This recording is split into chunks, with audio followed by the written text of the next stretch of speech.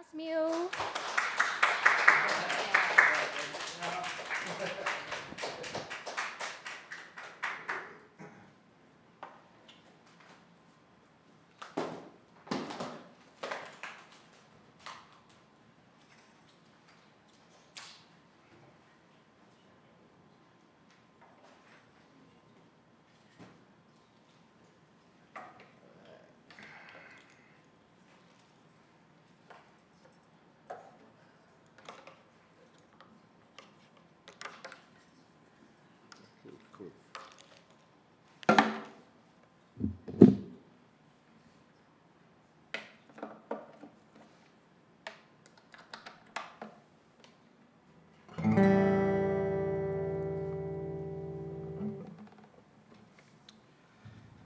Okay, yeah, so I'm going to talk a bit about Ethical Troubadour, how to keep it real, moral panics and yellow culture in Malaysia, all right?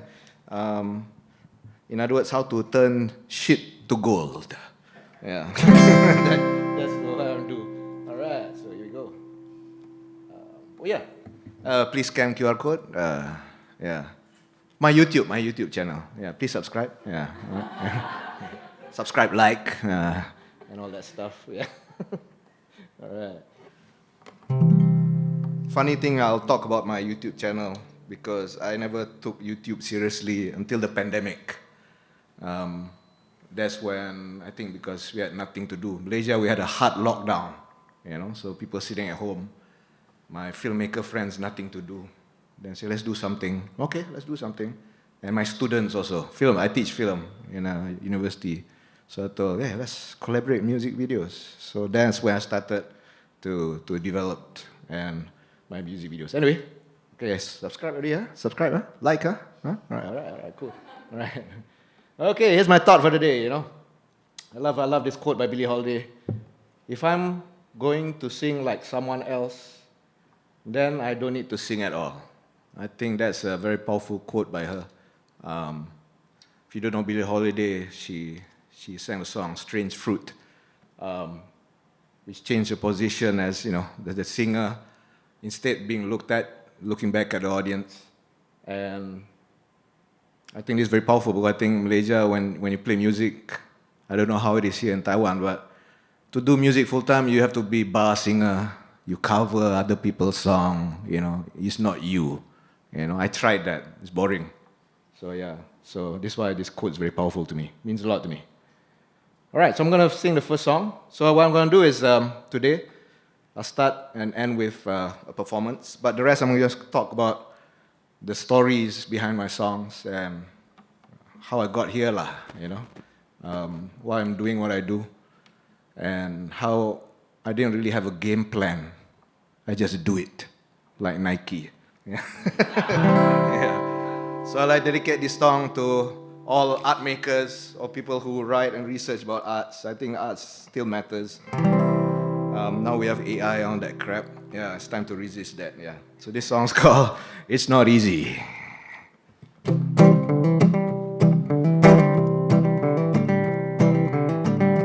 It's not easy being different. It's not like you're meant to be this way, but it's made you tough and patient. You're used to feeling dismayed. What don't kill you makes you stronger. What don't kill you makes you stronger. It's not easy being patient. It's not like anyone is anyway. Turning rocks into diamonds, that's your calling, that's your trade. What don't fill you feeds your hunger. What don't fill you feeds your hunger. So wave goodbye to the miseries of yesteryears and take pride. Well, what you've gained and shit to go. Save the soul.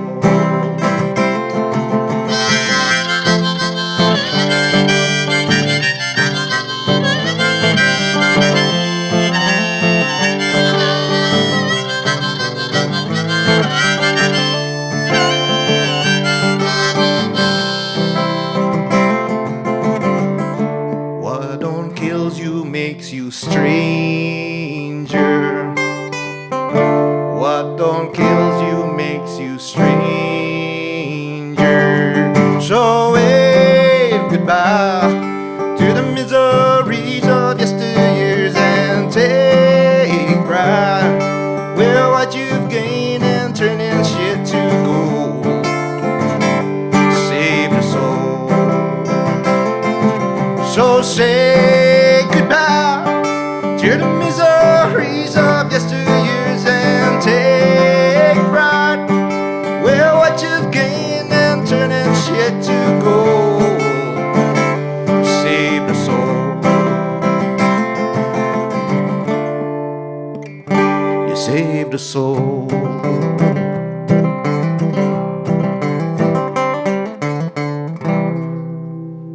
Share. All right. Put this down for a while. I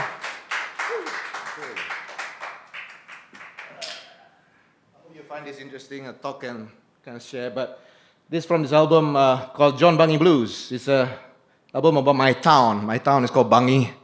I'll talk a bit about that town in a bit. I wasn't born and raised there. I was born in the capital, Kuala Lumpur. But that's my cat. Her name is Breeze.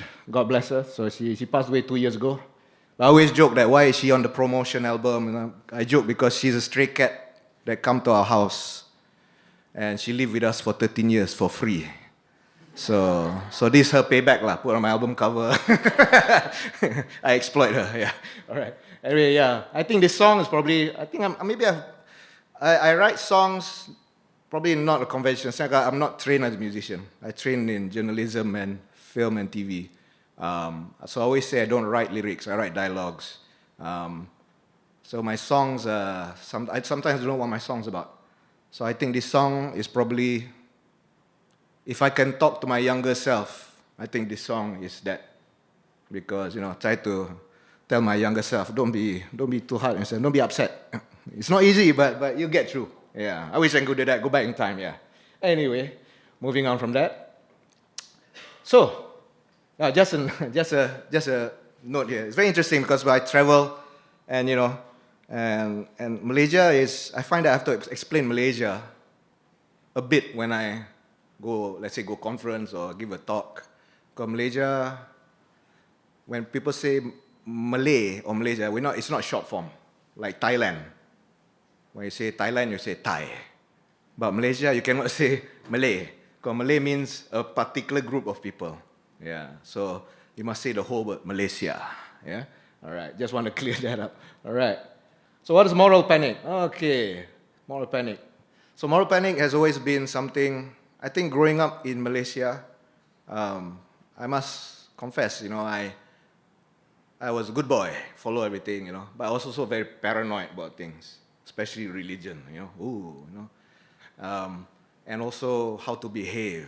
And you have to understand, I'm a Generation X, so I grew up in newspaper, traditional media. And we have a prime minister called Mahathir who, control the media and always use religion and race to kind of stay his power.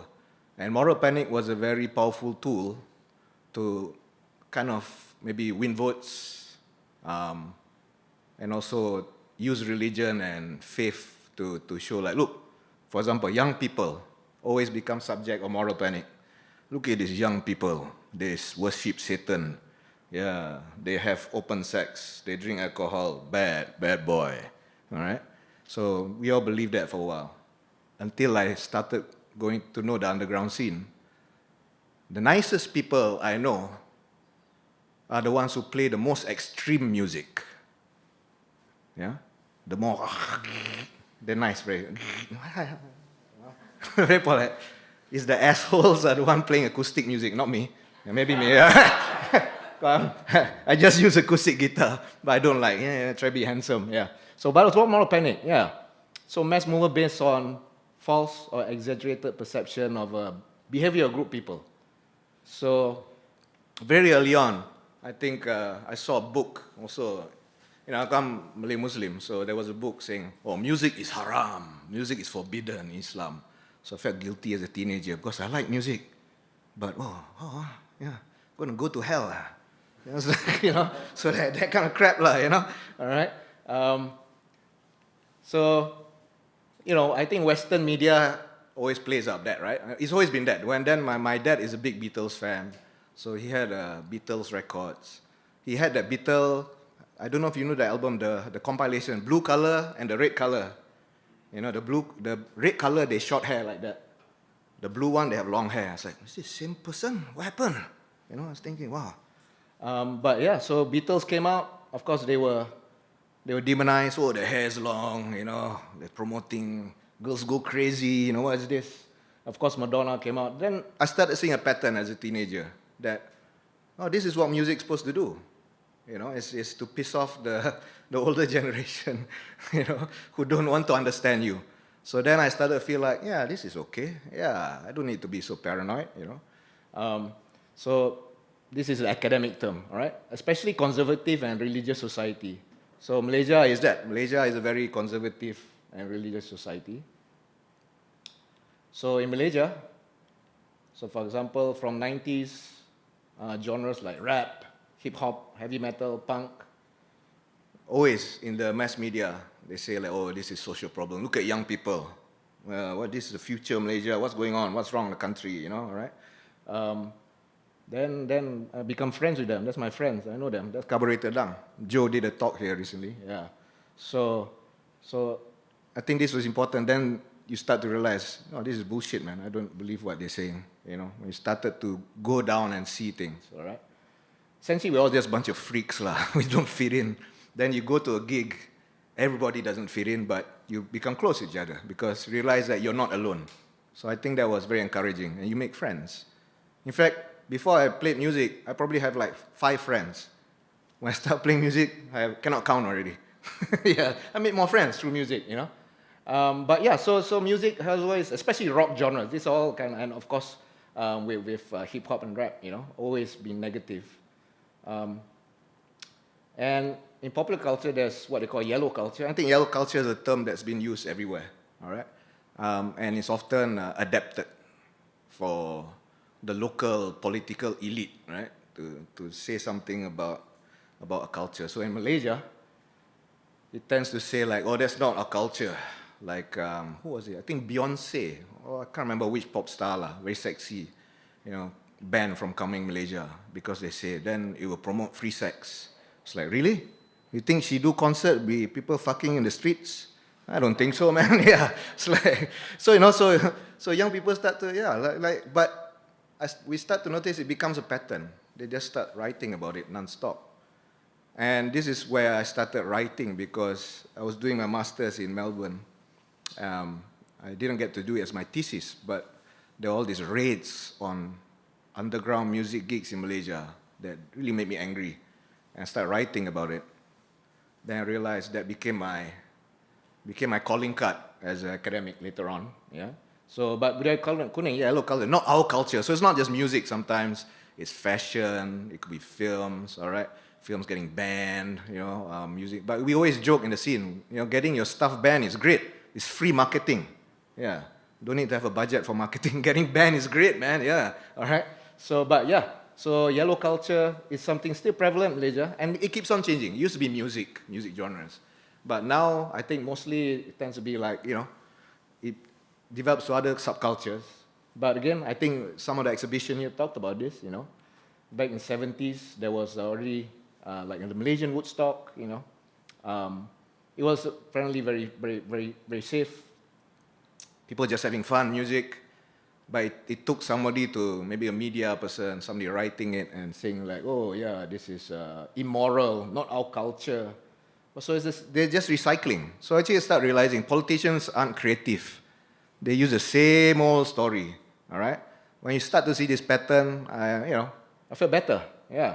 So rock music always been a target of religious political elites, okay? And of course, because this is what I meant, Malay is a race, it's the majority. So, but it's a construct. I'm a Malay Muslim, so majority, yeah. But even what is Malay is problematic. I'll talk about that in a bit. But this is used to make rural people, right? Always the large voting number is the rural people, right? Outside the city, the not so educated. So it's easy to use religion to say things. And politicians, I think the internet kind of destroyed that for a lot of them, but they use it too. So this is he became a future prime minister. So what the quote in Malay is, there's satanic elements in rock music by this Najib, who became a prime minister. Now he's in jail. Good. Yeah. Padan muka. Anyway, so very early on, they were using music as a scapegoat. All right. Just when I started liking rock music, and then you start to see this, right? So fast forward to the future. In 2005, there was this big raid, which was also in the exhibition I mentioned, at a venue called Paul's Place. Paul's Place was the place to do gigs. And it's run by a guy called Paul. He's British, but he's a mad scientist. He's a scientist, actually. He's a solar scientist, but he's a drummer. So he has this building, and he opened a space upstairs for a music gig, like a live house. But it's very grungy. You go to the gig, then there's a big rap, Yeah, so, but it had character, all right? So I wanted to be at this gig, but I was invited to a party. So me and my then girlfriend, my wife, eventually, we went to the party. While we're at the party, people started getting SMS. So this was Nokia time, right? Phones, yeah, so SMS. Oh, Paul's Place was raided. So we found out there was this gig. And some of these people in this crowd, some of my friends, I can see them, So what the headline says here is that it replaces a big festival in Langkawi. Langkawi is a island up north in Malaysia where it's very touristy. And in yellow it says concert lepas geram gang black metal. It's saying this is a concert by the black metal gang to let off some steam. Yeah. So already this is bullshit. We all know this is bullshit. This wasn't the gig. It wasn't even a black metal gig. It was an indie gig. So they tested urine, tested for drugs, everybody. Out of I think 300 plus people, I think only 4 people tested positive. Then out of the 4, I think 2 is false positive. And then the other 2, I don't know, just let go. I guess, fuck off. Yeah. So it was bullshit. But this is notes, okay. But again, even people who are just eating in food stalls were taken into the truck, all right, by police, all right. So black metal became the new moral panic. So we had rap, hip hop, punk, metal. Now it became black metal, all right. So the politicians were just picking from the menu, what to do next? Yeah, black metal, yeah. But they pissed off the wrong bunch of people. By 2005, I think the underground scene was established, and a lot of us are professionals. There's engineers, there's academics, So what we did was that on the day after that, we did a press conference at the venue to tell the media that this is bullshit, it's fake. And we all sat on stage. I'm just out of the picture there, yeah, cropped up. That's Paul, the guy in the blue shirt on the second from left, all right? So that's all the journalists that came. It's probably the best gig turnout ever. Yeah, I've never seen that venue that packed before, All right. So 2 days after the raid, we did this. In the end, there was no charges by the police towards Paul's Place. But the messed up thing was that they left all the amplifiers they confiscated from Paul's Place out in the sun. So all the amplifiers were spoiled. They didn't cover it. It just got fucked up. And so maybe this was a period where because this, I never thought I'm punk, but then I started to reflect back. It's like, hey, actually, because I had my first my first opportunity into the underground for my music was through Joe Kid, you know, and he was very open. You know, I had friends in other bands. I was studying abroad. I started making cassettes. Then I started seeing this. Then it was around this time I started to look back after 2005. I was like, oh yeah, this had happened before. All right. So actually, punk opened up. It gave me a framework to understand not just politics, but I think how, you know, historically there's always patterns and how power is wielded, and also how you can actually turn that power around and, you know, empower yourself. So it was an important period, okay? So then I realized, hey, I've been punk all this time, actually, yeah. I'm not punk with, you know, yeah, punk, but I am a punk. I'm actually more punk than punk lah, actually, yeah. I just don't look like it, you know? So punk taught me a lot about this. You know, I think the Pulse Place period was when I first released my CD EP. I started getting a lot of press coming in the newspaper. I became famous lah. But, you know, so I think, you know, I needed to say something about things.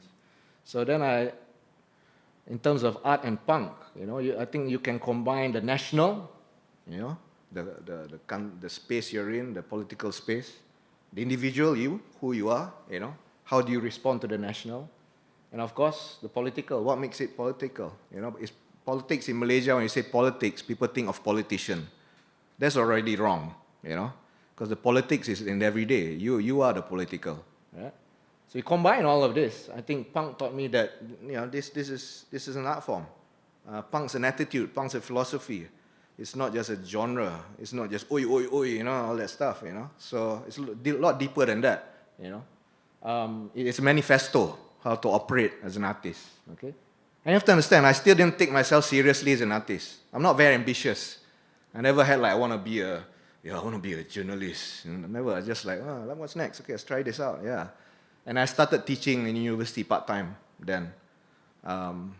So this was a period where I thought, like, hey, I can do this, you know. So what's the national? Yeah, so first question is, what is Malaysia? I started reading a lot about that, you know. So this is when I started reflecting on Malaysia. What is Malaysia? You know, what makes Malaysia Malaysia? Why is Malaysia so obsessed about development? Malaysia is all about development. Yeah, build, yeah. So where I'm from, south of KL, a lot of development goes on. So there's a lot of construction. They make housing area, and usually it's poorly planned because traffic jam, no public transport. In Malaysia, everybody drives. Okay, you have to drive. All right, it makes us lazy. Yeah, and we are the fattest country in Southeast Asia. You know, so where I live, there's a lot of development going on. And in other words, when I mean development, let's say there is a hill. Developers will see the hill, and they won't build around the hill. They look at the hill, yeah, fuck the hill. They flatten the hill. And then they sell the land to, I don't know, maybe they sell the land to Singapore, maybe. Yeah, that's why Singapore becoming bigger. Yeah, all right? Yeah, okay.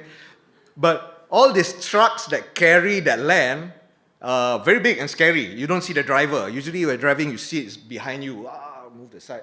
So these are the trucks called lorry hantu. We call it ghost trucks because you can't see the driver. All right.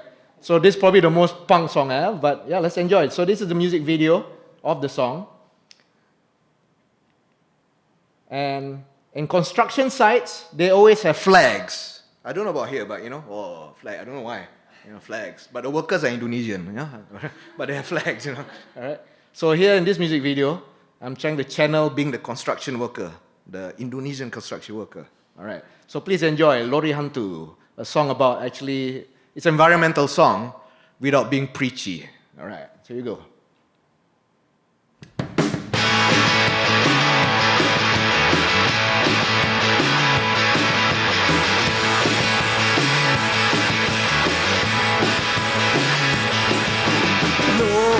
Lori Hantu. Kemana kau nak pergi? Oh, begitu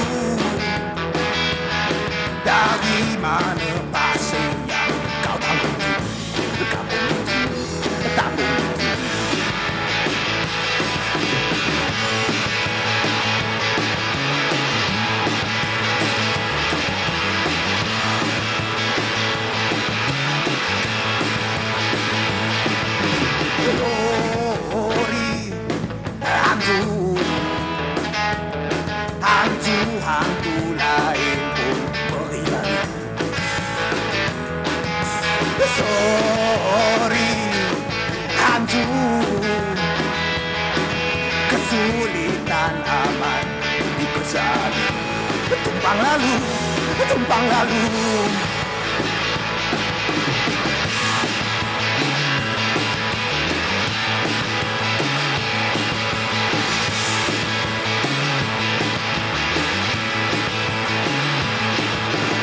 Rasanya tayalu, mesti selupungkan origantu. Kalau kantoi tak kudu, siapa kontak lu? Siapa kontak lu?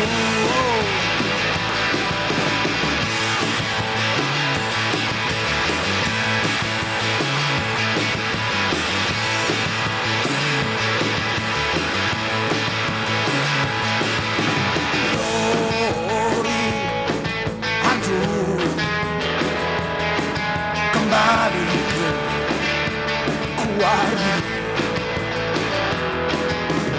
kais pagi, dan pagi lakukan bukit itu, bukit itu, bukit itu, bukit itu, bukit itu, bukit itu.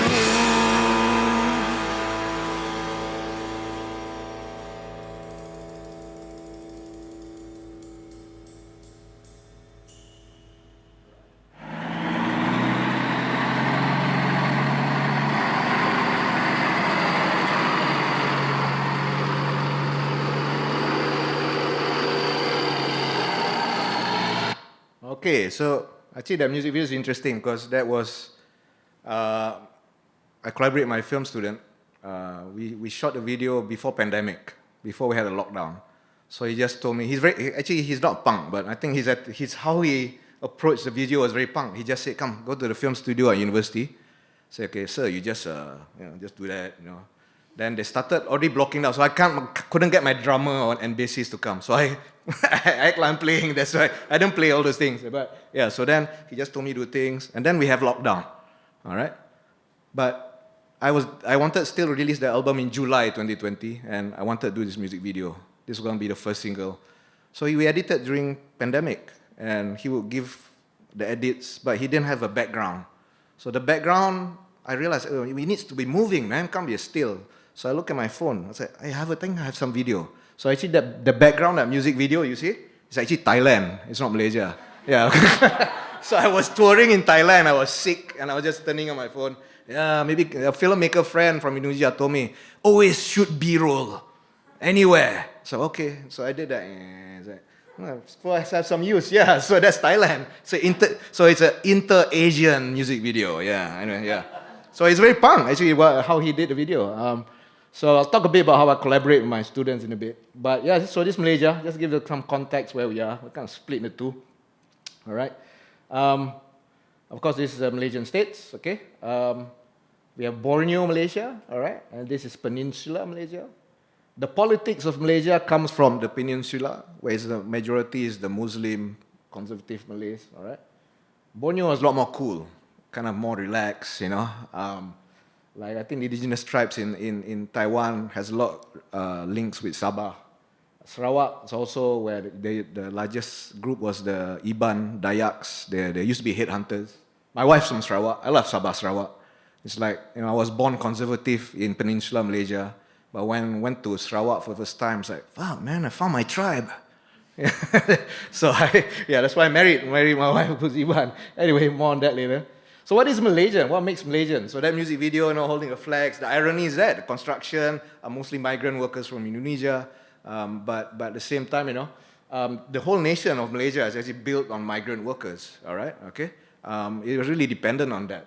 But this is your typical thing you see on National Day, different race, all hands, all right? So I'm from the state of Selangor, all right? The middle is where the capital is, Kuala Lumpur, all right? So this is my town, Bandar Baru Bangi. All right? It's a new township. It's probably about 40, 50 years. It used to be a rubber or palm oil estate. So in Malaysia, if you see all the housing areas outside the city, the suburbs, they were all former either rubber estates or palm oil estates. So all the palm oil companies become real estate developers, the same companies, right? So they exploit the land all the way, all right? So my town was actually called West Country Estate, So that's the album title. I go to Girl from West Country. Where's that? Bangi. Yeah, all right? So this is my town. So now it's modern, there's all this. Don't be fooled, it's a very conservative town, yeah? Because it's run by the Islamic Party. My neighbors are from the Islamic Party, So people think, Islamic people, not Islamic, religious people, or probably like Sifu, not many material, live very simple. No. They drive big car, expensive car. Every day there's like Uber, like you got Uber food, the motorbike. Every day, they're always buying shit. They're consumers.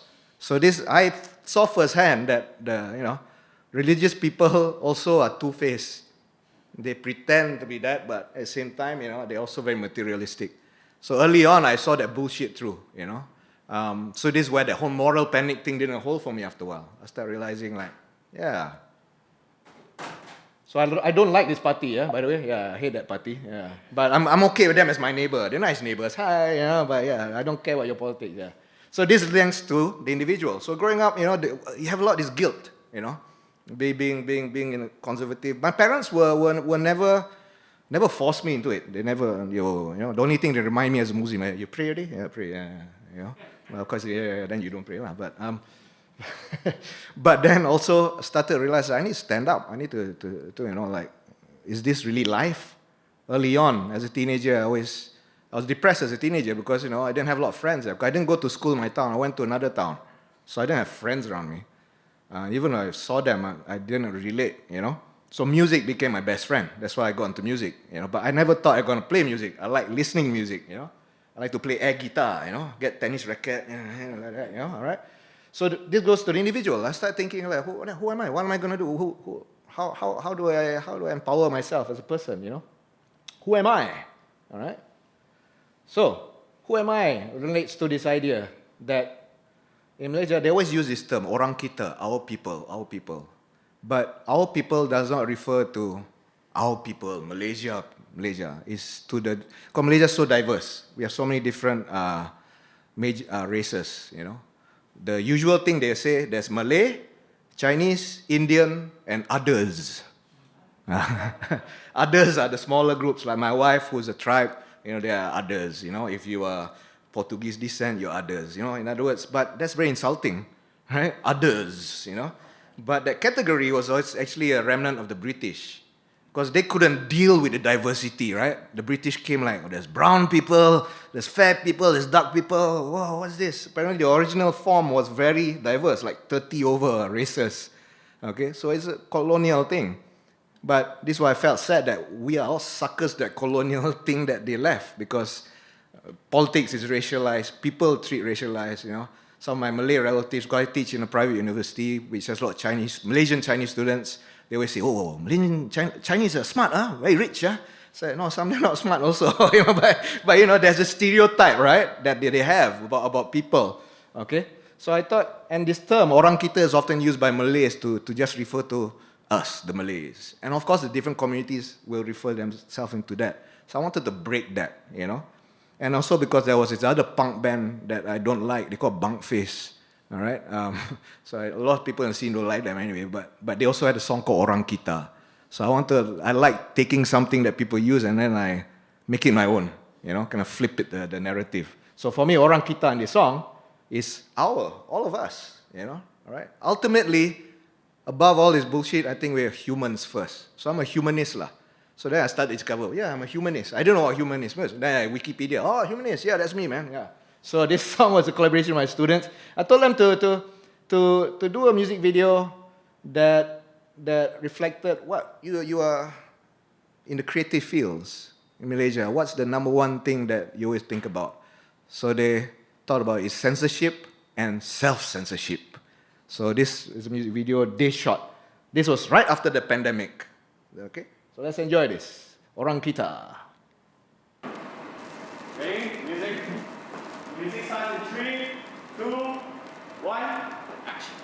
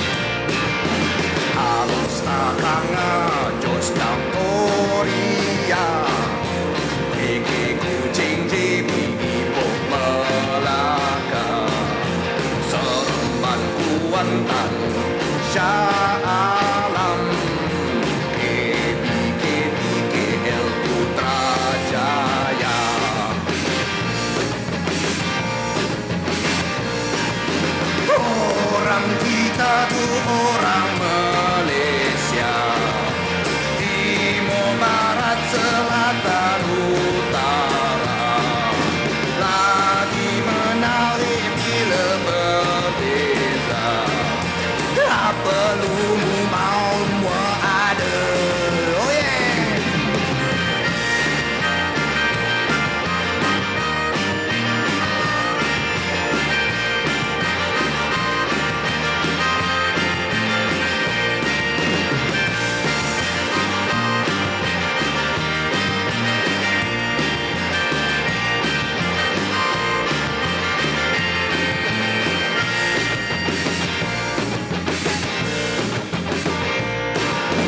Orang kita tu orang Malaysia, timur, barat, selatan, utara, lagi menarik bila berbeza. Tak perlu mau semua ada. Aku, dia, mereka, kami, kita, engkau ni apa? Ini jawapan muktamad gua. Aku manusia.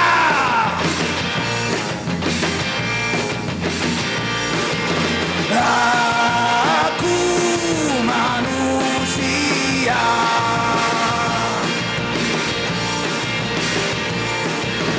Aku manusia.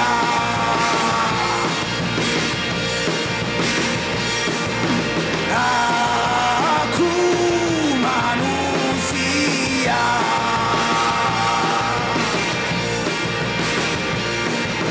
Aku manusia.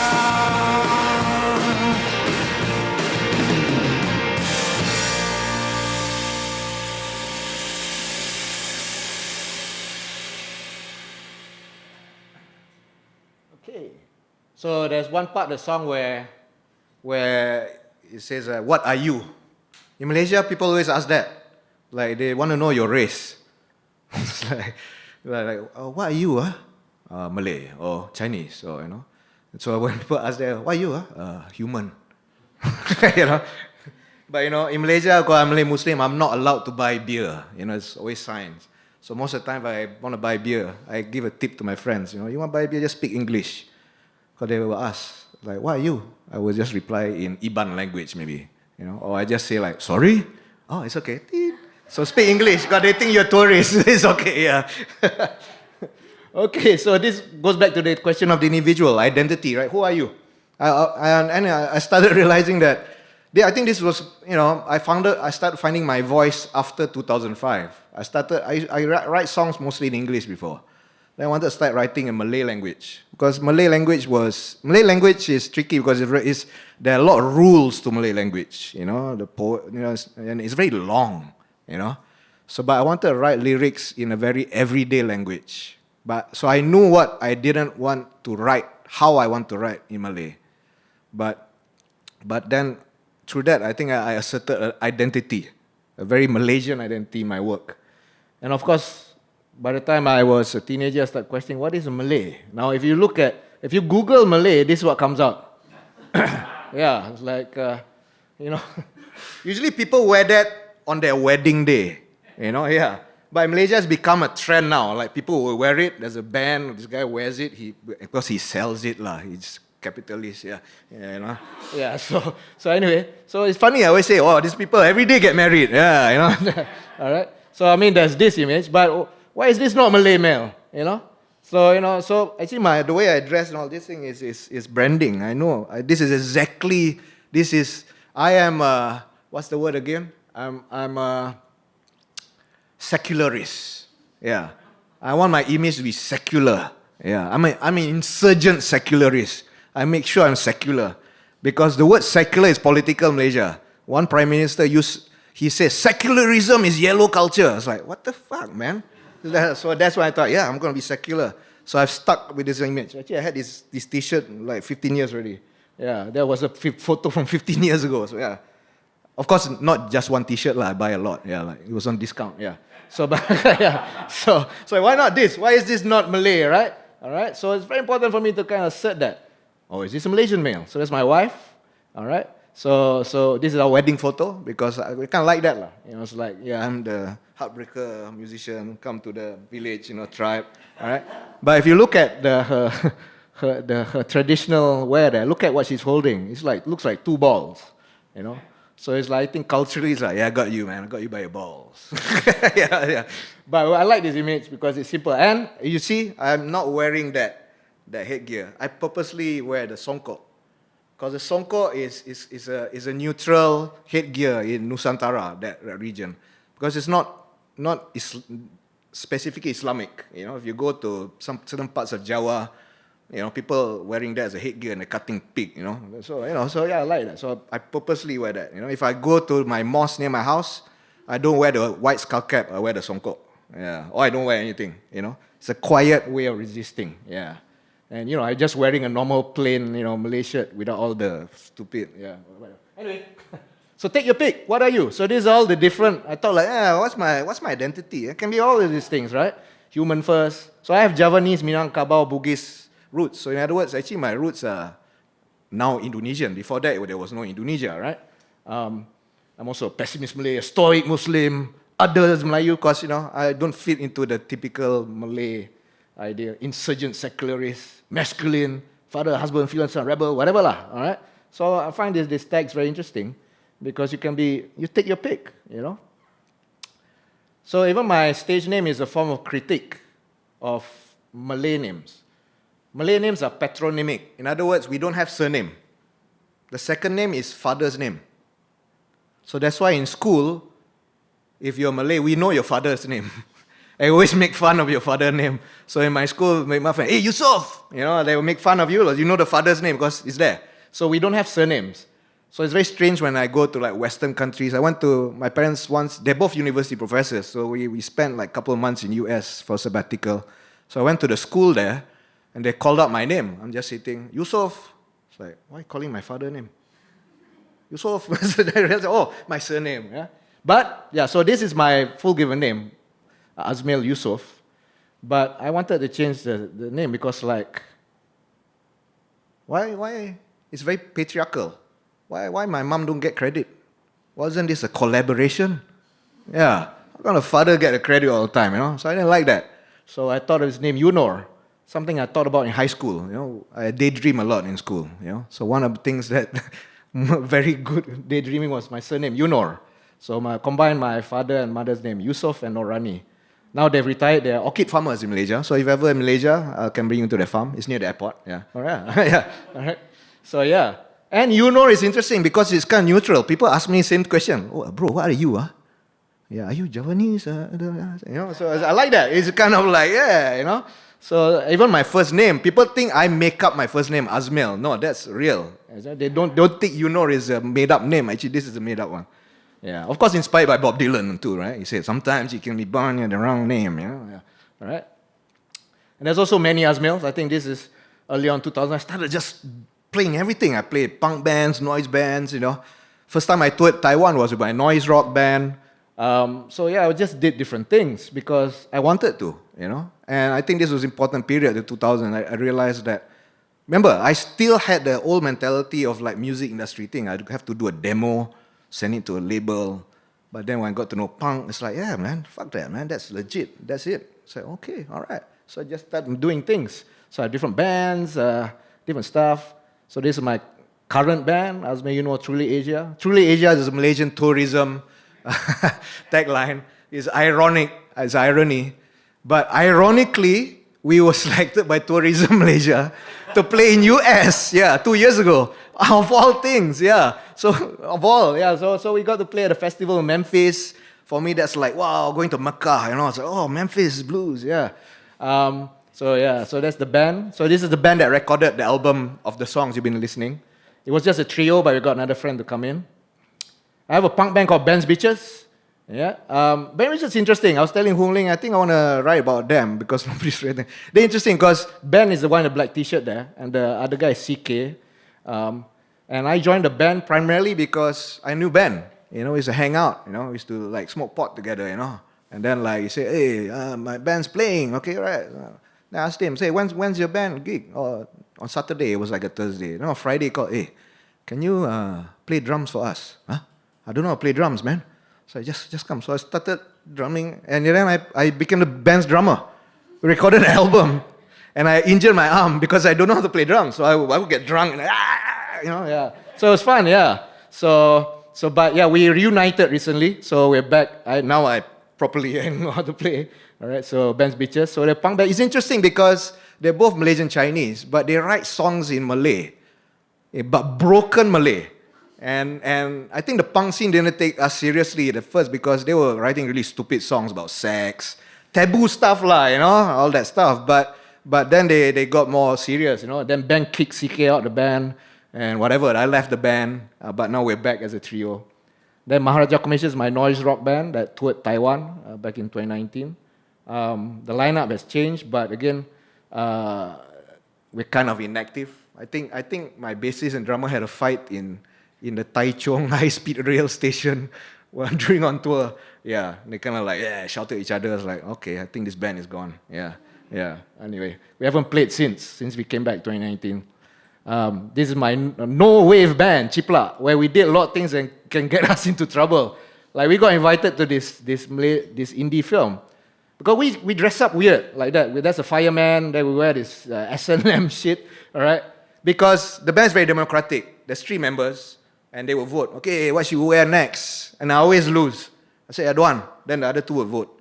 So every time they win, you know. So we wear up this. And my drummer, that's a guy, by the way, with the hijab in the middle photo. His name's Aziz. At that gig, we played with a Japanese noise artist, and we had a fire breathing act. That's why we're wearing the fireman's outfit. Aziz used to fire breathe at venues, and we never tell venues. So we're just playing, and he just goes. So it burned my head at gig actually. Because we were knocking the drums anyway. And the other one, we got invited to this indie film, short film. So it's like, okay, we're going. Oh, cool, we're going to be in a film. All right. And it's like, so what are we playing, man? We'll tell you when we came to the set. Okay, what character? Oh, you're gonna play street walking transvestite hookers. Oh, okay, so that's us lah. So because they associated us with dressing up things, right? So they dress us up, you know. So I think I can look pretty there. Anyway, So this band also not really active anymore. But those are I have other acts too, funny stuff. But you know, I think that was a 2000s era exploration of what I wanted to do really, and then got really political. Primarily because my relationship with my partner, who became my wife, because she's not Muslim, she's Christian, and I'm Muslim. So in Malaysia, if you're non-Muslim, you want to marry a Muslim, the non-Muslim have to convert to Islam, you know. So we dated for 9 years, not sure whether, we want to take. Now, of course, she didn't like that because it's the state, right? The state imposing on you. But I thought, look at me lah. You think I'm going to force you to pray, whatever, all right? But in the end, it was our decision she had to make. And, the Islamic, when she was registering, they tried to convince her to change her name. That happens in Malaysia. Actually, you don't have to change your name. You can keep your name. And I insisted. They kept on saying, it's good if you change your name. I said, no. Isn't this patriarchal system, right? I'm the man, right? Yeah, no. So I flipped that on them. Yeah. So anyway, so this is where I got really political, okay? Because I cared too much. I think I cared too many things, I started realizing growing up, kind of like always upset about things, being depressed. I realized, because I care too much maybe. And I care too much because this asshole here, yeah. So, Najib, yeah. So anyway, politicians, Najib actually inspired me a lot. Yeah, I wrote a lot of songs, not directly about him, but about what he did. And I, and people would tell me, Azmyl, why don't you write a song about Najib? I did already. It's just that I don't want to put his name in my songs. Why? Why do I insult my song having his name? Najib, fuck that, man. Because I want to make my song sustainable. Because the next politician fucker coming in is going to be the same anyway. So you can still use the same song. If I put Najib's name, maybe the expiry date, right? so yeah, because this happened in 2018 when his regime finally lost and another regime which led by the former Prime Minister won. And this friend who runs a venue, who also writes a lot of political songs, he just joked to me, Azmyl, we're out of a job, man. And I just said it. I was like, no lah, don't worry lah. Politicians will fuck it up again anyway. And it's true. 2 years later, that government fell and another government came in. So yeah, and you keep your songs sustainable. So this guy, yeah, he's got a lot of corruption cases going on, still ongoing, but he's in prison in the town next to my town, Bangi. Kajang, yeah. So he's there. Hope he's enjoying his time. But yeah, he inspired me to write a song. When he lost, there was this rumor that there's this Velfire at the airport, and they say it's him, So everybody was waiting, watching TV, social media. Is he trying to leave the country? So people surrounded the car. Turns out it's not him. But in that moment, everybody's saying, where you want to go? Where are you trying to go? So I was inspired to write this song. This song, I wrote it then after the election. And also because the word pengasut was used a lot to describe people by Najib, to call people who were against him. You are pengasut, So yeah, I thought, again, turn that on him. So, and here's a song, music video, shot by my filmmaker friend, right when the lockdown pandemic opened up. So we broke a lot of laws, actually. Yeah, because we're not supposed to go out and shoot, but we say fuck it, let's do it. Yeah. All right, so please enjoy the song, Pengasut Blues.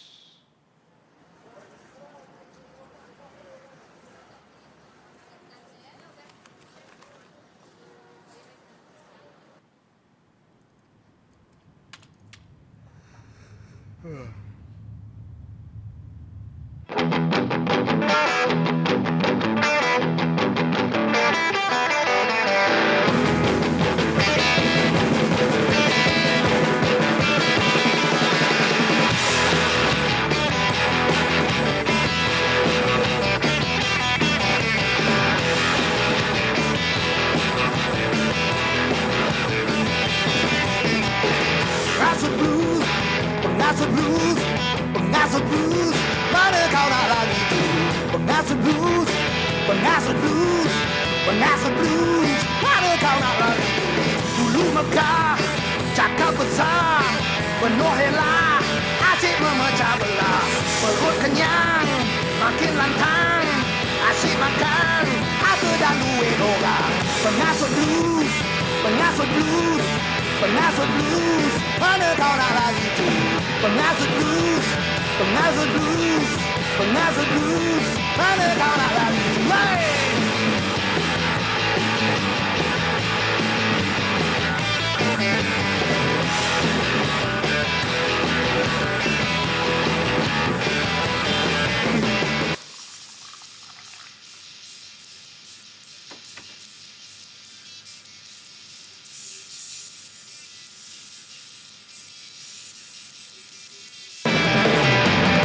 Megah, kini rebah, telah jaga, mana piku pun turun, remang tupai,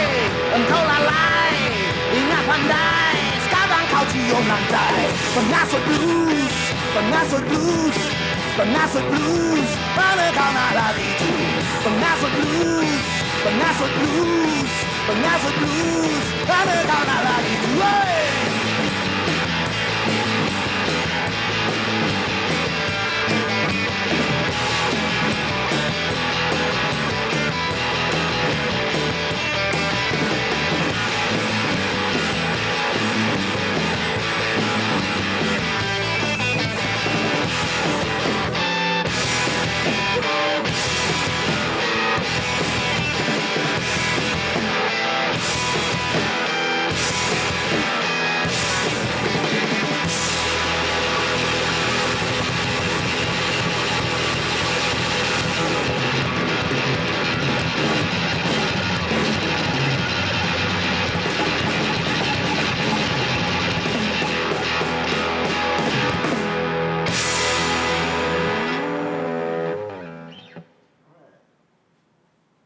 So the filmmaker there, Wee Jun, he's a friend.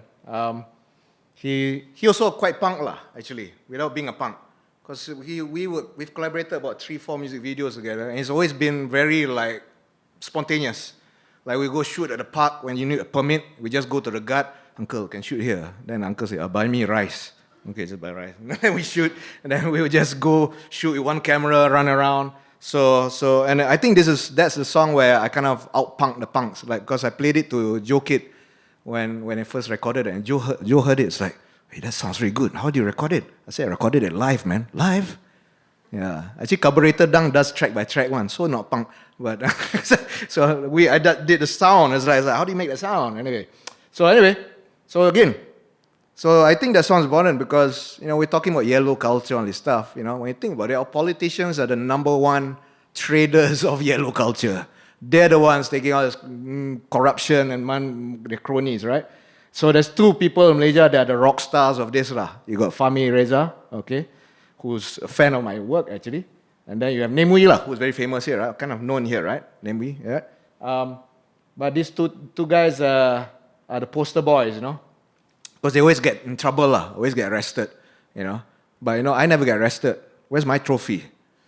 Like, give some credit to one smart enough not to get arrested, like, how come, yeah? So they always get in trouble, but that's their marketing, right? Yeah, but anyway, we need people like them. I'm glad they're doing what they're doing, this for me is fan art, right? He did a fan art for me. Whoa, he's really like, he's a real music geek. It's like when my release album came out, the one with the cat, he looked through the sleeve, then he corrected, hey, I saw you misspelled here.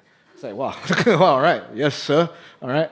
But that's the latest moral panic, going back to that, right? So I talked a bit about, identity, politics, the nation, but, coming back to the whole moral panic. So I think after taking the bitter pill that the underground music community did a press conference, all that, they kind of stopped, the political and power elites stopped using rock music as a scapegoat. Now they started to focus on the LGBT community, all right? And using the same terms, all right? So uncreative, all right?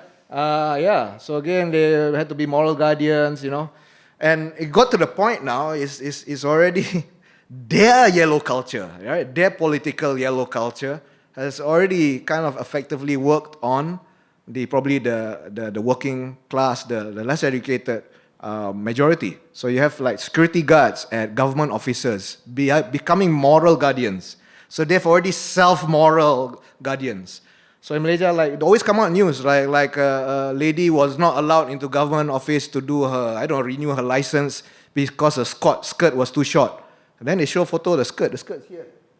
Like, what is short? It's like, why you roll in a cloth, is it? So this happens a lot, all right? So sexuality, gender is the next, the kind of, I think, the next landscape where these moral guardians will try to play their games, all right? Because, it still works for them. And they're not going to change that script, yeah? And another common thing in Malaysia is also what you call the moral police. We call them skodeng. Skodeng actually refers to peeping Tom. Yeah, because they are like peeping Toms, right? They're perverts, man. Yeah, they're religious authority perverts. They look at couples, they go to hotels, knock on the door, all right? this is what always happens. Valentine's Day is their field day, lah. They love that. Valentine's Day, they look for couples, go hotel. But, and mostly they would target Malay Muslim couples, but they always target, 2-star hotels, cheap hotels. They never target 5-star hotels. Because then the payroll, right? So yeah, I think we need to come up with guidelines to give to Malay couples. Hey man, register under a fake name lah, but you cannot, you need to show your identity, So, and I was surprised, nobody wrote songs about this. How come nobody's written about these codex, this moral police? Again, how I approach to writing and navigating through, I think, all these issues in Malaysia, in a very punk way is that, okay, what hasn't been written? There's a very anti-industry way of functioning lah. Industry you would follow, right? Like what's in trend, let's do that. I'll go the opposite way. And it's stuff like this, like nobody's written about them. So I thought, I'll write a song about these fuckers. So we call this, peeping toms, skodeng, all right? So, again, like I said, the state sanction. And, every year on annual budget has a big, couple billion given to the religious authorities. But for what? For things like this, okay? All right? And of course, they only target the working class. So, So I thought, I'll collaborate with 2 friends for this music video, who I'll talk about them in a bit. So, with Shika. Shika is actually a trans artist. And she plays in a band. And, she didn't play music at first. She was just an artist. But apparently she was inspired. She said, people like myself, just doing it, inspired to start a band. All right? And the band is quite punk in their own way. And June, who's she's studying here, filmmaking. There's a long story to that, but she wanted to try to animate. We collaborated on this. So here's a little song about moral police in Malaysia. Skodeng Blues. Check it out.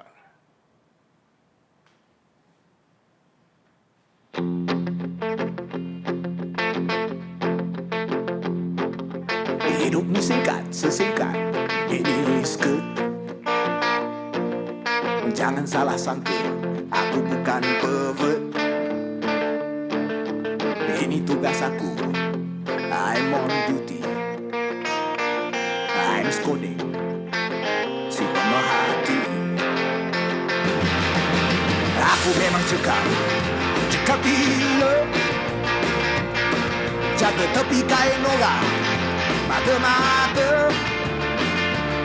The name's name, skodeng.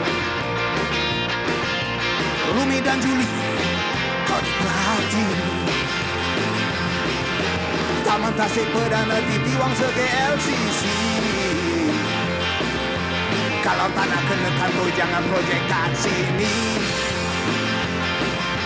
Bawakan rumah tumpangan kondo kat dalam tandas. Aku cuma yang menjalankan tugas. Ambil upah kat Skodeng HQ. Hai, briefing lagi, adalah kes tu. Kat taman bunga, in the shadows. Do it for the money, pemerhati.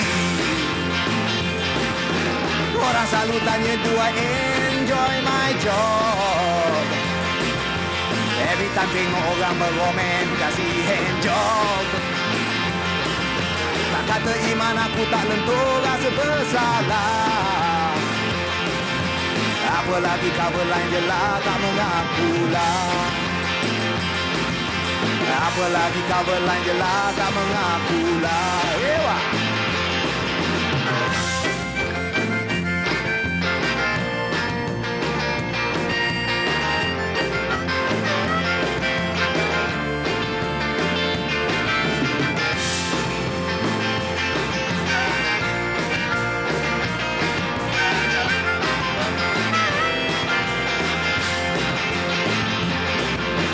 Tabang Tasik Perdana Titiwang Sergei LCC. Kalau tak nak kena kantor, jangan patuh kat sini. Kata iman aku tak lentur, rasa bersalah. Apa lagi cover line je lah, tak mengakulah. Apalagi kau berlanjala tak mengakulah. Apalagi kau berlanjala tak mengakulah. Apalagi kau berlanjala tak mengakulah.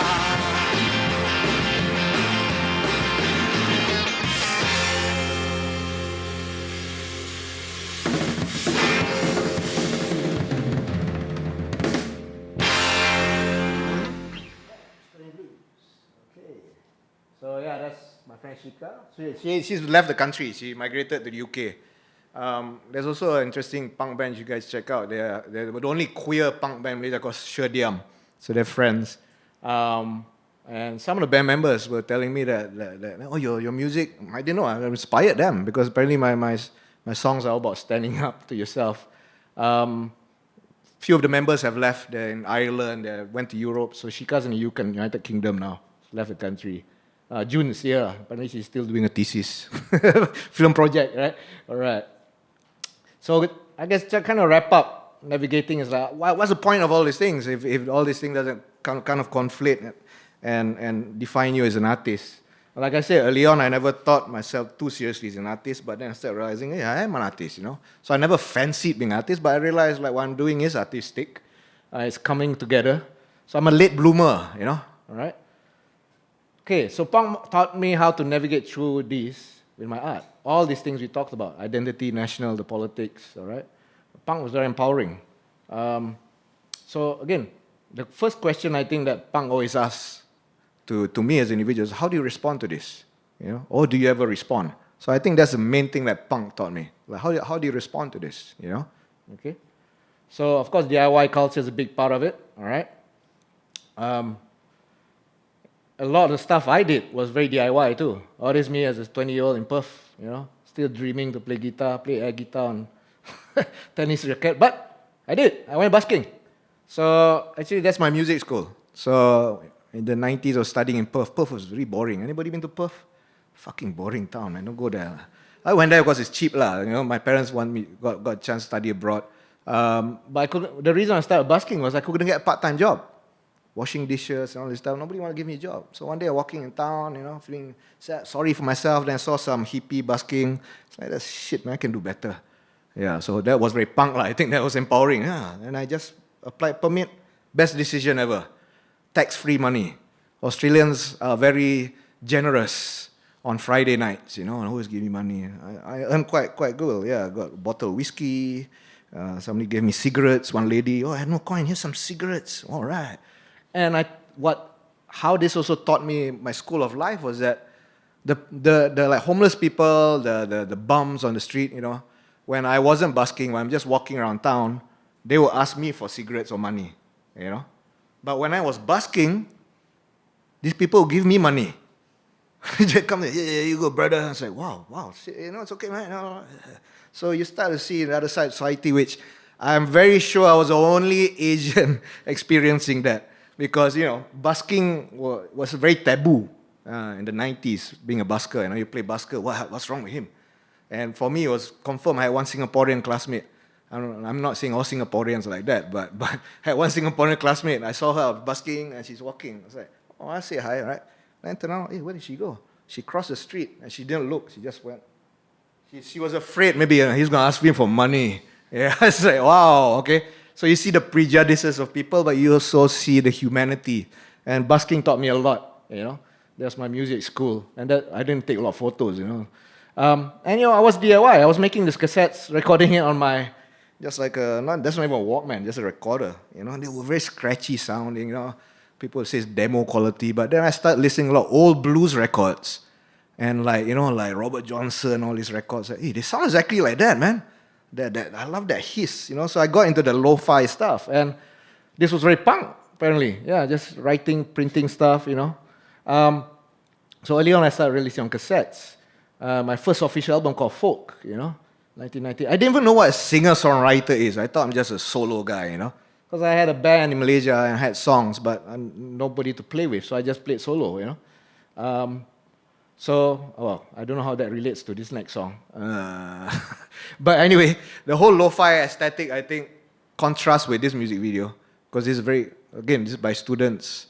I think you know this gang. Yeah, Weiren and all. Yeah. Oh, these are my students, film students, by the way. They're from Taiwan. They study in my uni.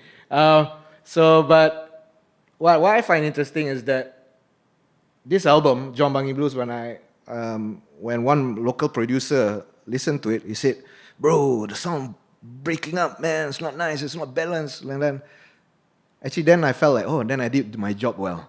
Because if somebody for industry goes like, "Bro, it's not well balanced," then I'm doing the right thing. If I'm doing like, "Hey, it's so nice," like, oh man, shit, okay, better do something, yeah. So I think that's where the lo-fi thing, I'm always resisting things on certain levels, but I must say, I mean, this is interesting because when I collaborate with my students, and usually I have a very small budget, I give them like it's a challenge, I call it.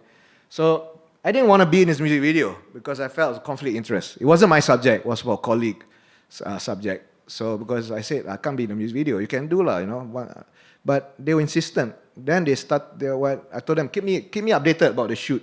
So then they told me, oh yeah, we're shooting in Bangi, your town. Bangi? All right. Why? Oh, we got an Airbnb there. All right, cool.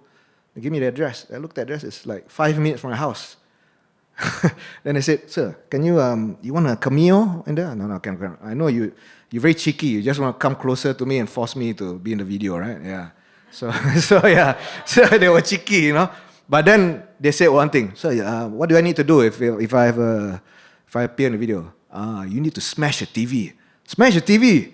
All right lah, I'll do it. So yeah. So I think that's why I want to show this video. It's like smashing the lo-fi history of myself. But yeah, this song is actually about I think about the halal economy, the Islamic capitalism that happens in my town. Like I say, it's a conservative Malay town. They sell everything Islamic, but at the same time, to me, there's no difference with capitalism. Whether it's Islamic capitalism, it's still exploitative. You're exploiting something. So I wanted to write. I guess this song I wanted to express that hypocrisy. So this song is about that. It's about buying shit and think that you're gonna go to heaven. Yeah. So here we go. I like the fact that it's a Malay song. There's no women in hijab in it. Yeah. Tentang drama swasta, kahwinah orang kota, jejak kemiskin jatuh cinta dengan awet kaya. Skandal dan maksiat, kewanitaan diperalat, obsesi dengan yang tersurat, babon tersirat. Putih sekolah hansing, kopi jantan berginsing. Kononnya mujarab halal, tapi semuanya dongeng.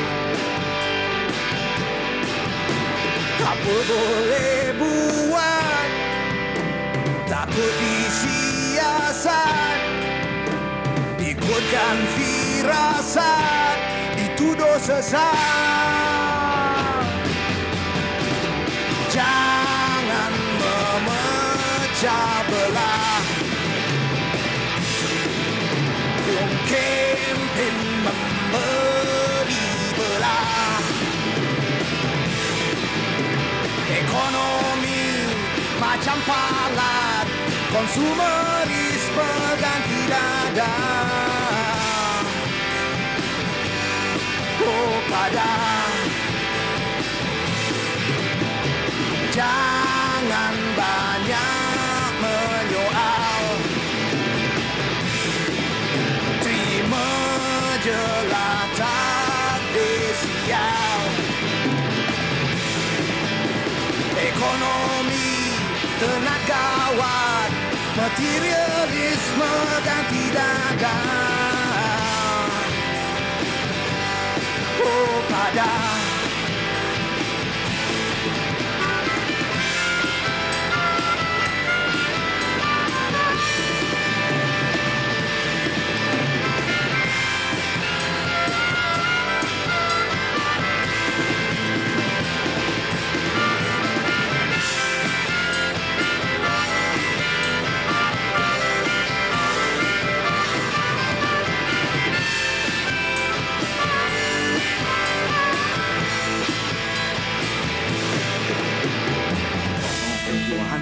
telah membawa tempurung banyak kata. Akal itu berkat Tuhan, gunalah otak.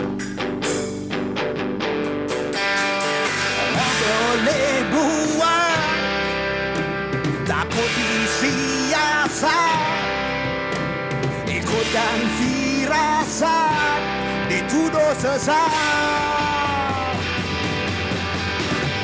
Jangan memecah belah, pemimpin memberi belah. Ekonomi macam palat, konsumerisme ganti dada. Oh pada, jangan banyak menyoal, terima jelah takdir sial. Ekonomi tenagawat, materialisme ganti dada. Oh pada, oh pada, oh pada, oh pada, oh pada.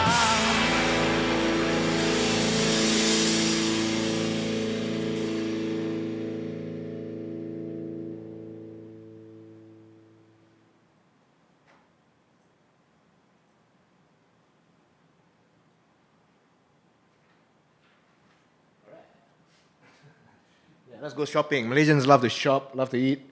So anyway, back to doing DIY stuff. Like this was my first band.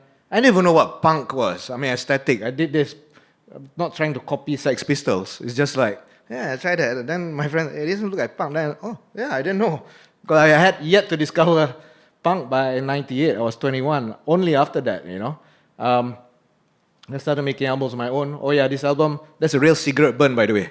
Yeah, so that's my marketing. Yeah, because I had the album cover. Like, what's missing? Like, oh yeah, because no burn is the same. It's unique. I also sell without burn. You know. So, but that was the EP that made me that kind of like caught the attention of mainstream media. I got a lot of articles because of format, because it's CD.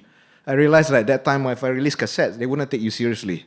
But then when I CD, suddenly like, wow, people are reviewing and stuff, cool. And you know, then started releasing all albums. And all my albums are collaborations with other people, other photographers.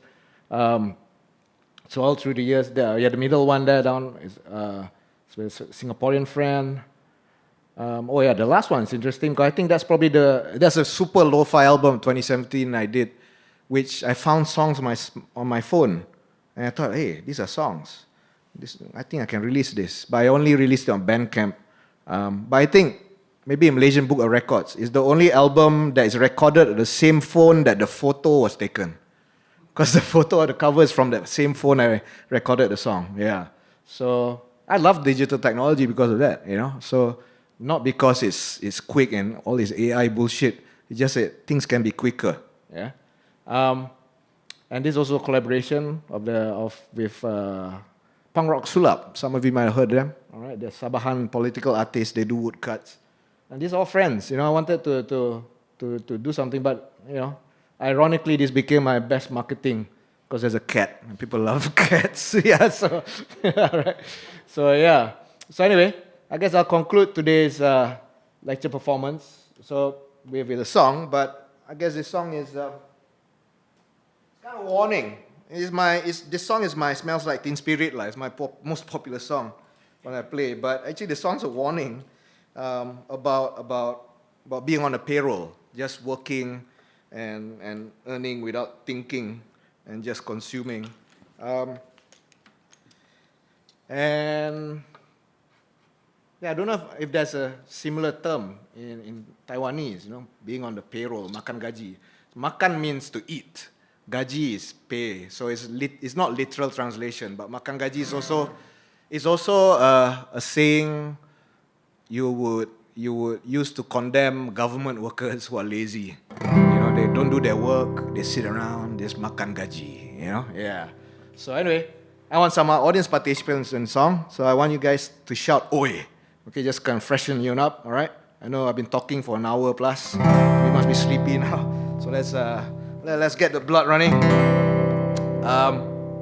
So it's gonna go like this at the end of the song. It's gonna go like, "Kalau tak kenal apa guna bertaji, oi!" I want you shout oi, kan?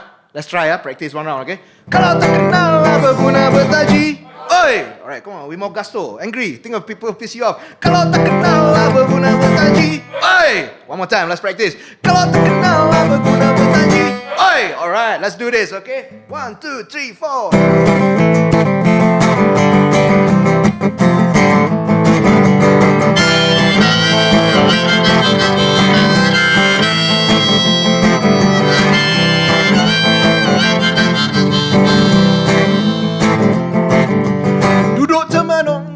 Raya Utara Selatan, suntuk kebingungan di galaksi setan. Anjing kurap menyala di tebing sungai Wang. Ia berdua tak pernah kenal erti hutang. Lucky dog. Yang kemarin dah jadi sejarah, besok nanti. Kalau tak beransur sekarang serupa digari. Kalau asyik temenung nanti mula berdengki. Awet lawa pun tak layar padahal semuanya lari betul.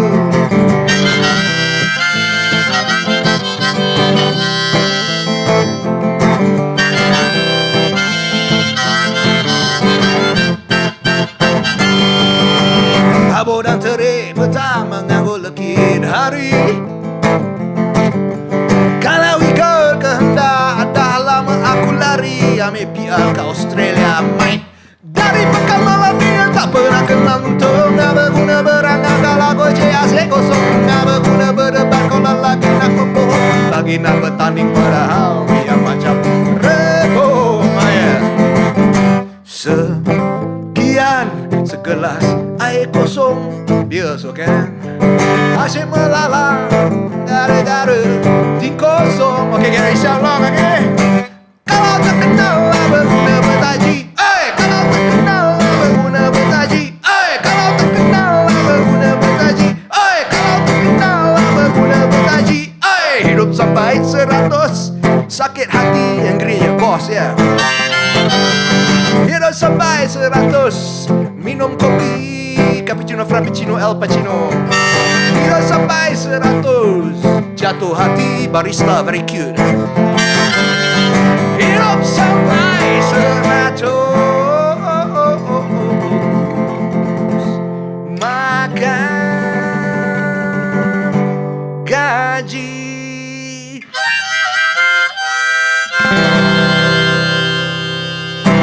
Xie. Alright. Okay. So what's next? You know, what next? What should I do? You know, like, I don't like I said, well, I go with the flow, but I'm also quite stubborn. I repeat, keep doing things. This touring is part of this whole idea about navigating through that, because I'm already of a certain age. I'm not cool anymore. The organizers don't call me for gigs. That's fine. So that's why I'm starting the tour. I'm going out. And also maybe to share my experiences, my Malaysian experiences might not be just really Malaysian. Maybe it's a global thing. It's just we all experience a thing, just on different degrees. And, that's one way to deal with navigating through all these things. I think it's very important and gives me meaning, I think, for what I'm doing. And, yes, I sing in Malay, but I think the banter, the story in between the songs, there's always space. And, this is also a way to resist this digital nonsense we're dealing with now, right? Now, we all this is something AI can do.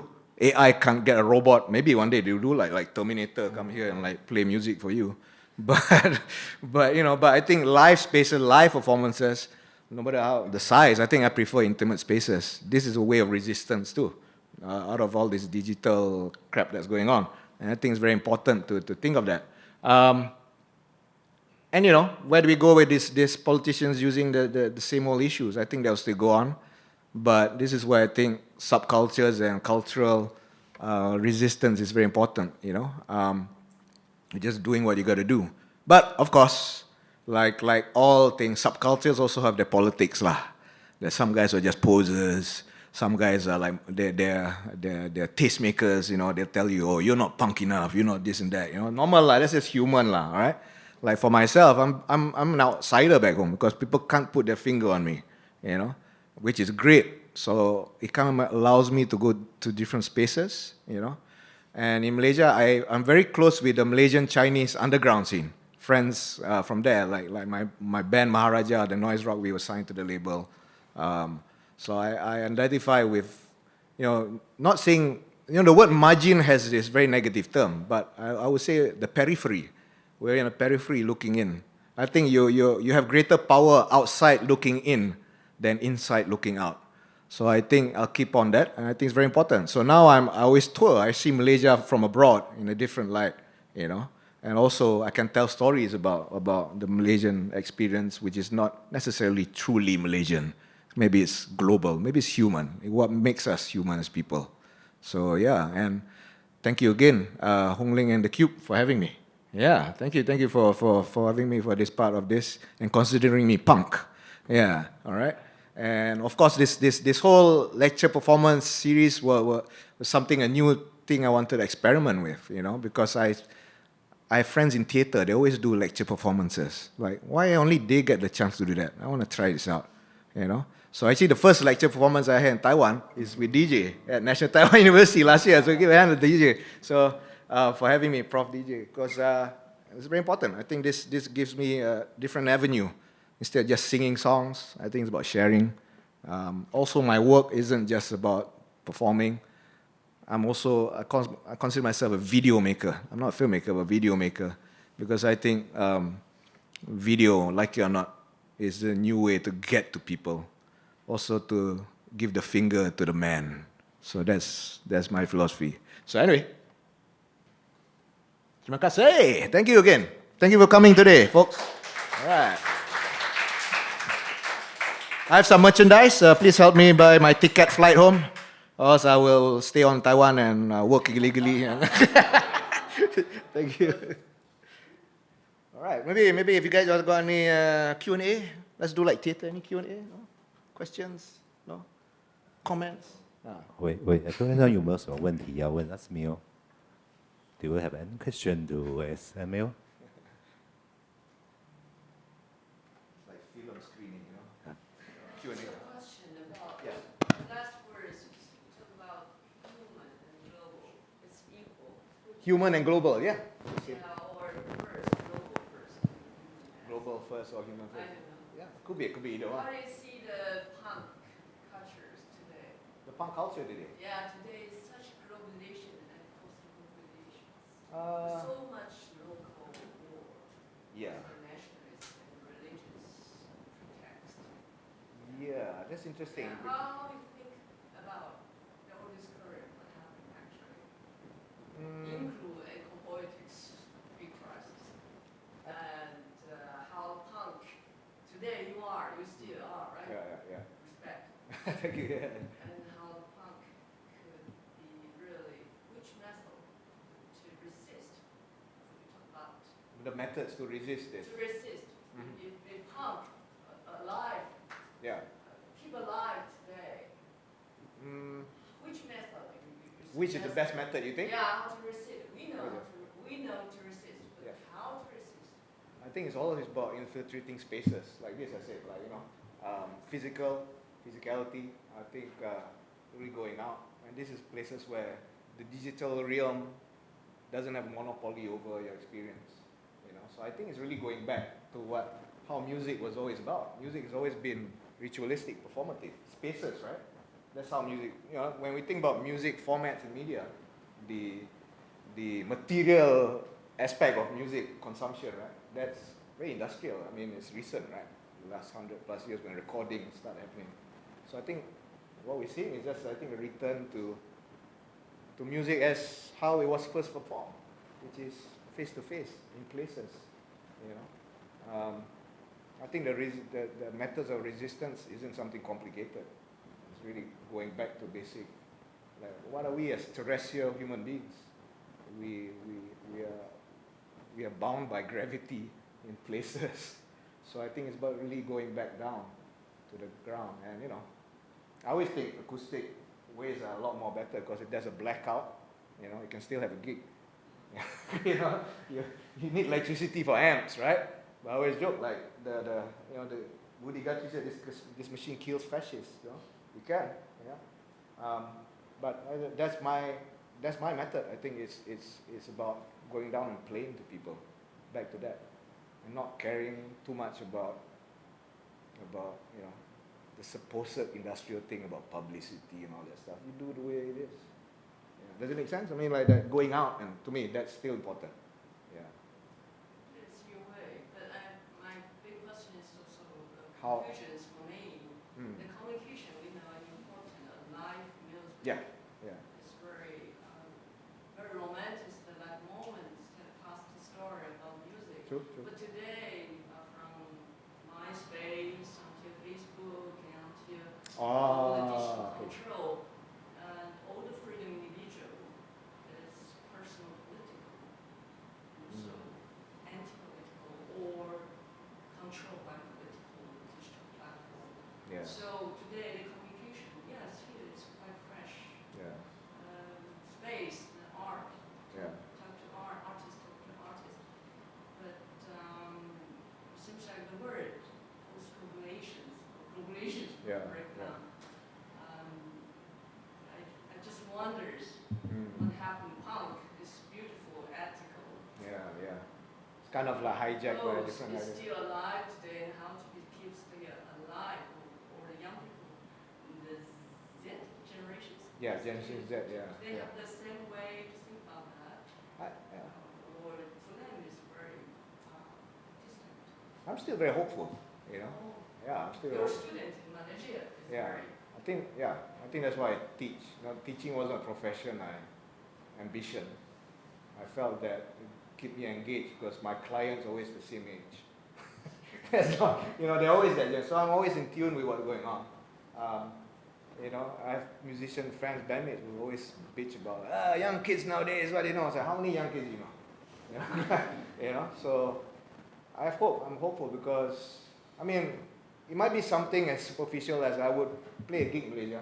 I put my merch out, and there'd be some young, like young kid intern at the venue, seeing me put my CDs, and I was joke, you guys aren't into physical stuff, right? CDs anymore, right? All these things. And he corrected me. Actually, no, because we grew up in such a digital space. Everything, there's no tangible aspect to it. So I think that tangibility is still important. Like being in a live performance is tangible. A physical artifact is tangible. It's something that can remind you. So the digital, I think, has its limits, but I think it is where, I think everybody has, if you're punk enough, I think you have to not just challenge, but really poke holes in that narrative that we have to embrace. Or you use the platform in a different manner. That's not supposed to be the way, you know? Like, I know there's algorithms, all this bullshit, you know?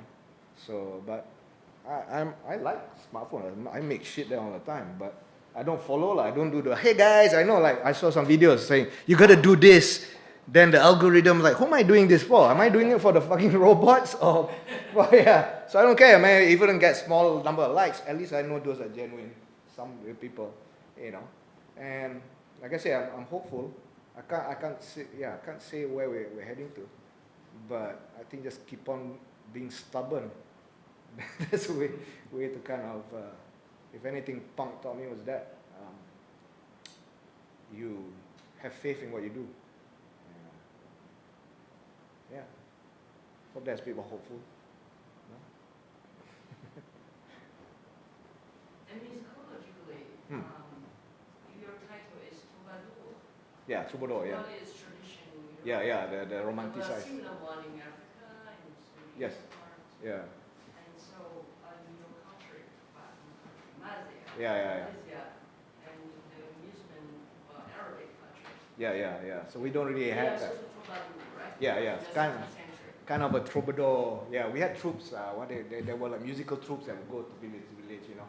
And then again, that isn't that what we're doing now with touring, right? I think it's reviving, not reviving, but really just reclaiming that kind of loss. We had those traditions, whether they came from somewhere. So yeah, I like to use that with troubadour. Although Malaysians might pronounce it wrong. They always spell it wrong. Yeah, so it's okay. So then I know. Yeah.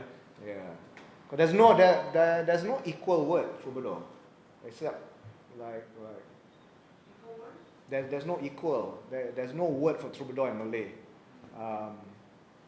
There might be seniman jalanan, which means street artist, but that's not a troubadour.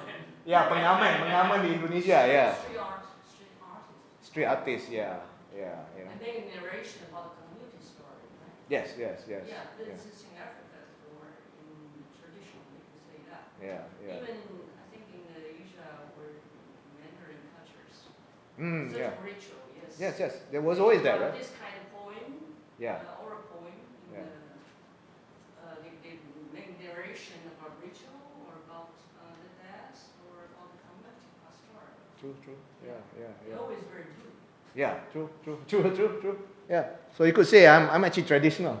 You know what I'm doing? Yeah, what I'm doing. The tongue is very traditional. Yeah, very traditional. Yeah, it is. Yeah, it is that circle. Yeah, cool. All right. Yeah. All right. You guys all right? Good. Yeah. Any more question? You curious? Yeah. All right. Oh, anyway, all right. Yes.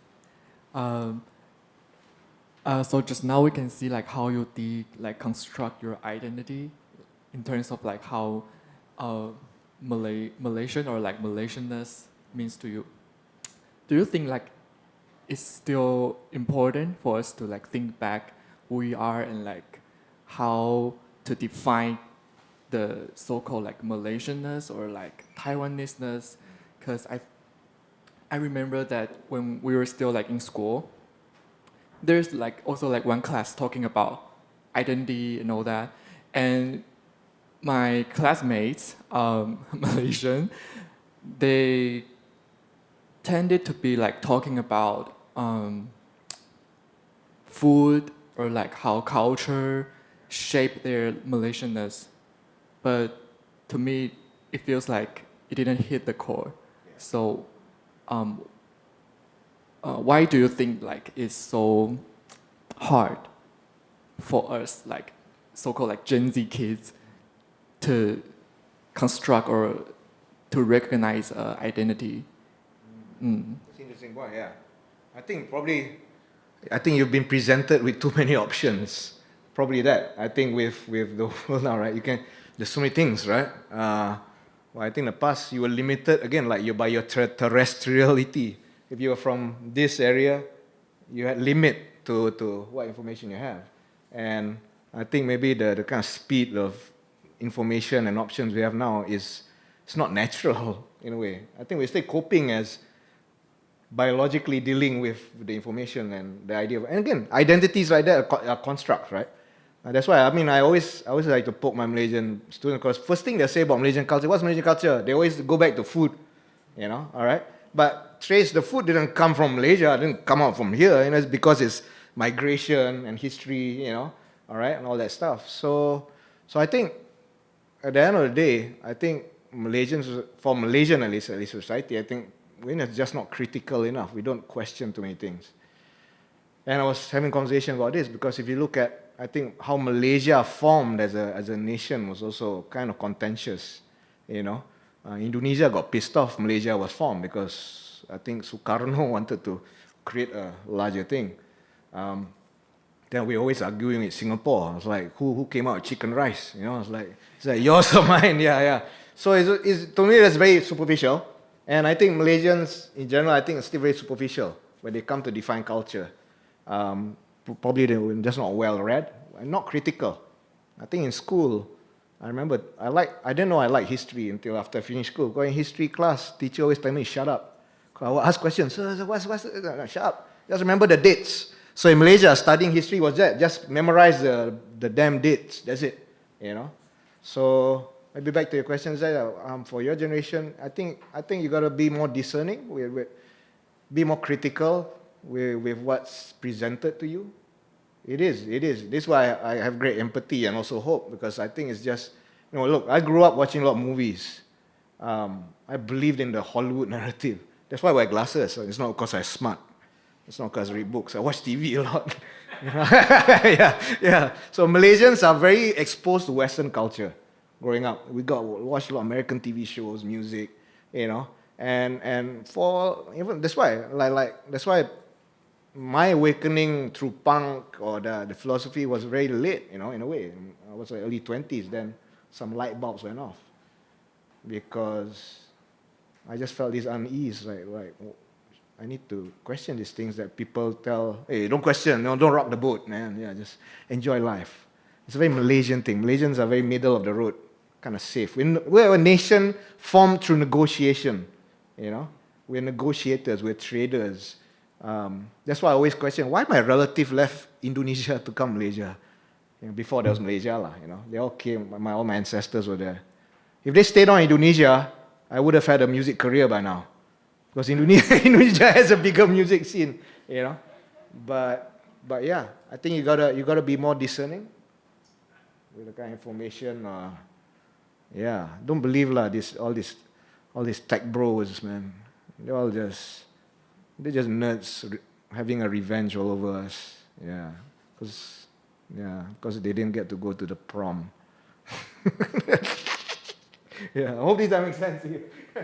Yeah, hopefully I'm setting an example. I think that's the whole point, like going out. It's like, wow, okay, can do like that. Now that's how Malaysians always say, huh? Like that also can?